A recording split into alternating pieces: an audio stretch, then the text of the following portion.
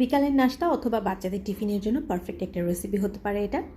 কারণ সকালবেলা উঠে চিন্তা করা লাগে বাচ্চাকে আজকে কী টিফিনে দিব।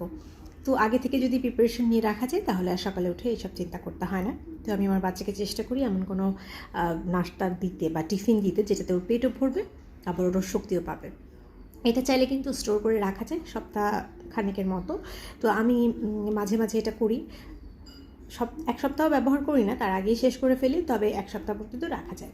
এখানে আমি আলু সিদ্ধ করে নিয়েছি 3টা বড় সাইজে, তার মধ্যে একটু ময়দা দিয়ে দিলাম, খুব সামান্য পরিমাণ দিয়ে দিলাম, কারণ এটাকে কী বলে, বেকিং সোডা, মানে 1 চিমটি মতো বেকিং সোডা দিয়ে ভালো করে মধে নিলাম। এখন ঢেকে রাখবো 5 মিনিটের জন্য। আর আগে থেকে আমি পুরটা করে রেখেছিলাম। পুর যে কোনো কিছু দিয়ে করা যেতে পারে, ডিম অথবা আপনি চিকেনও করতে পারেন। তো আমি বিফের একটা কিমার পুর করে রেখেছিলাম, সাথে গাজর পেঁয়াজ টিয়াজ দিয়ে।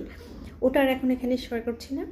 তারপর আমি হাতের সাহায্যে এভাবে করে নিয়ে নিব। আমি এখানে কোনো তেল ব্যবহার করছি না, একটু ডাস্ট করে নিচ্ছি, সেটাও ময়দা দিয়ে। তারপর এরকম গোল করে হাতের সাহায্যে প্রেস করে এটাকে আমি গোল গোল শেপ দিয়ে দিব। বাচ্চারা কিন্তু আকর্ষণীয় কোনো খাবার দিলে খেতেও ইচ্ছা প্রকাশ করে।